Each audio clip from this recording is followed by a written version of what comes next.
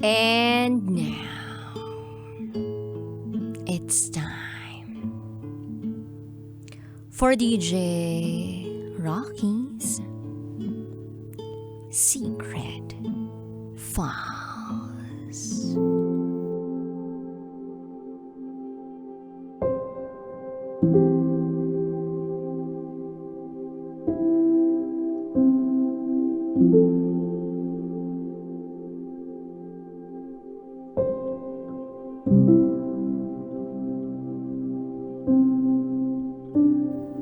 Inawayan niya ako o inayawan niya ako dahil sa religion niya.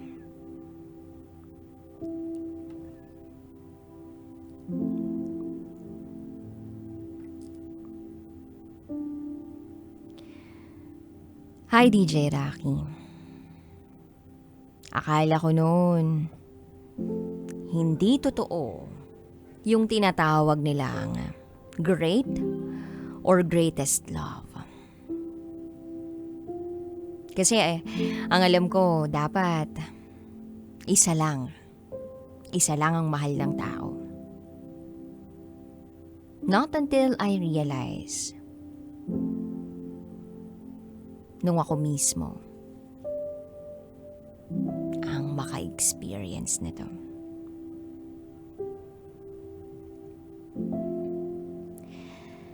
Itago mo ko sa pangalang Leo. At ito, ang aking secret file.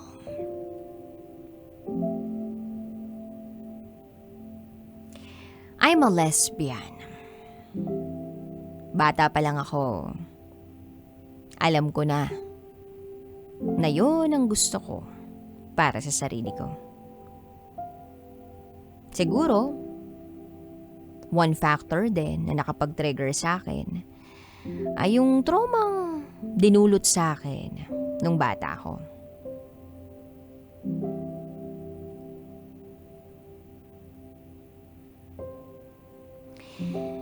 Although hindi naman against sa family ko yun.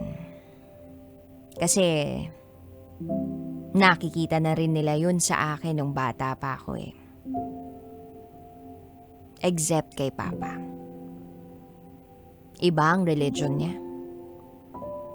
Bawal ang LGBT. Pero lagi pa rin akong umaasa na sana isang araw matanggap niya rin ako ng buong buo. Hindi ko makakalimutan. Magse-second year high school ako.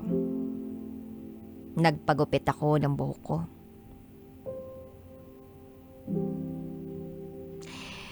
Dahil sa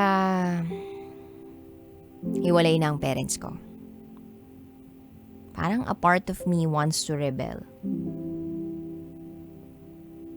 Napunta ako sa side ng papa ko. May kondisyon siya na habang nasa poder niya ako, ay dapat sumunod ako sa kanya. Kaya kahit nakagupit panlalaki ako, pinapasamba niya ako sa religion niya.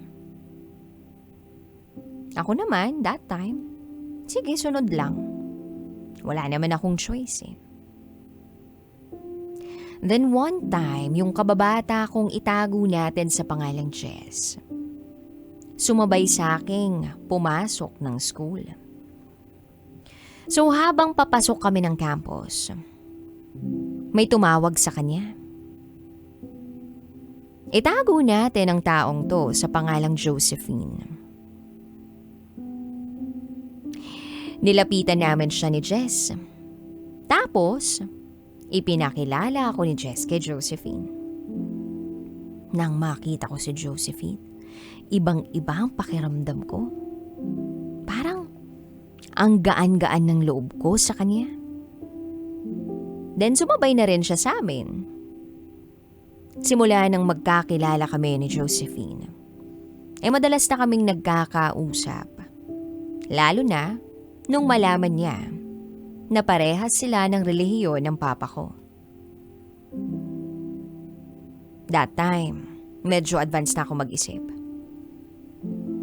Nako, hindi po pwedeng maging kami kung sakali. At alam kong hindi siya papatol sa akin dahil sa pagiging lesbian ko. So nabaling ang atensyon ko at nararamdaman ko sa ibang tao. Tas nalaman ko rin na may boyfriend siya. Then one day, ipinakilala sa akin ni Josephine si Regine, kaibigan niya. That time, since gusto ko ngang ibaling yung atensyon ko at yung nararamdaman ko sa iba, kay Regine ko ito nabaling. Parang nagiging crush ko na yung tao. Kaya ang ginawa ko, nagpatulong ako kay Josephine. Umuo siya kaya sinet niya kami sa isang convenience store malapit sa school namin. Paghatid niya kay Regine, umalis na rin siya agad. Nagtataka nga kami kasi alam kong sabay silang umuuwi. Pero umuna pa siya. Then kinausap ako ni Regine na hopeless ako sa kanya. At okay lang naman sa akin yun dahil crush lang naman. Pero ang mas inalala ko ay si Josephine. Buti na lang may number niya ako. Tinanong ko siya through text bakit niya kami iniwan ni Regine. Sinabi lang niya sa akin na kailangan daw niyang magmadali. That time iniisip ko nga, hindi kaya nagtatampo ito sa akin? Kaya sinuyo ko. Then may sinend siya sa akin na text. List ng call signs. Pinapipili niya ako nang pwede naming tawagan. Colettes. Then simula nun, yun ang naging tawagan namin. At mas naging close pa kaming dalawa. Naging protector ko siya sa mga nambubuli sa akin. Sa kanya ako sumasabay tuwing break time. At hinahatid niya ako sa section ko. Minsan naman, ako ang naghahatid sa kanya sa klase niya. At simula nun ay naging mag-best friend kami.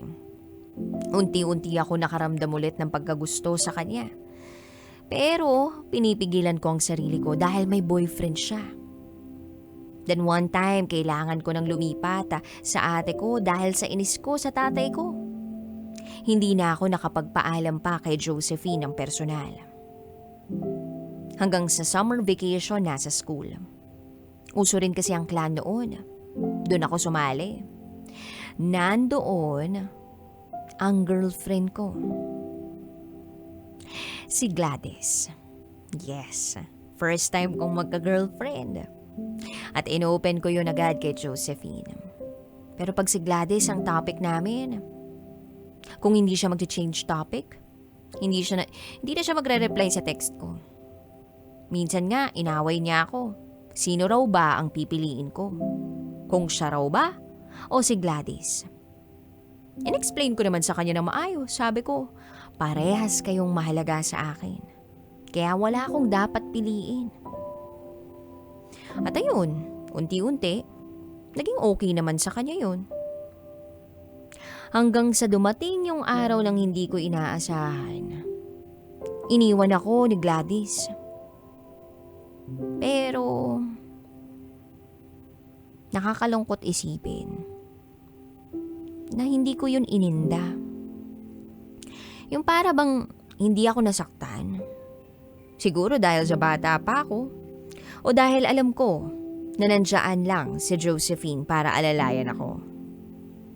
Minsan tinanong niya ako kung babalik pa ba ako ng school. Pero sabi ko hindi na. Dahil magta-transfer na ako sa ibang lugar. Nalungkot siya pero ipinangako ko sa kanya na magkikita pa kami. Madalas kaming nag-uusap tungkol sa mga nangyayari sa buhay namin. Hanggang sa ibinalita niya sa akin ang paghihiwalay nila ng boyfriend niya. Then one day napainom ako ng ate ko. At naglakas loob ako na mag-confess sa kanya na gusto ko siya. At gusto ko siyang ligawan. Sa tagal mag-reply ni Josephine, akala ko rejected na ako. Pero lumipas ang ilang minuto ay nakareceive na ako ng reply mula sa kanya. Pumapayag siya na ligawan ko. Pero pag-iisipan niya raw muna. Ang sagot. Hindi ko siya nakakalimutang i-text sa school at sa bahay. Nagsasabi ako sa kanya ng mga activities ko sa school. Then one time, kinakailangan kong kuhain yung Form 137 ko sa school. At sinabi naming, sige magkita kami. Nung magkita kami, isang mahigpit na yakap ang iginawad niya sa akin. Napakaklingi rin kasi noon at hindi niya ako ikinakahiya. Nung umuwi na ako sa amin, tinext niya ako. At sabi niya, kami na. Sinasagot na niya ako. That was July 8, 2013. Iba yung tuwang naramdaman ko, yung para bang first time kong maramdaman. Yung kilig. Pero iniisip ko rin na baka dumating yung araw na iwan niya ako dahil sa religion niya. Naging masaya naman ang relasyon namin. Pag sa public place, hawak kamay kami. Ibang-iba siya sa lahat. Parang wala siyang iniisip na problema na mangyayari sa aming dalawa. At dahil LDR, pinupuntahan ko siya ng Friday at weekends. Pag linggo, after ng worship nila, nagde-date kami. Nag-isang taon din kami. 4th year high school kami. Medyo nagkaroon ng komplikasyon yung schedule namin. Morning shift siya, ako naman afternoon. Kaya after school ko, hindi na kami makapagkita. Stricto rin kasi ang mama niya. As in, ayaw siyang palabasin ng walang valid reason. Siya kasi ang helper ng mama niya sa karinderya nila. Minsan pumupunta ako dun, pero hindi kami dapat magpahalata. Kahit na miss ko na siya at gusto ko siyang makita at mayakap.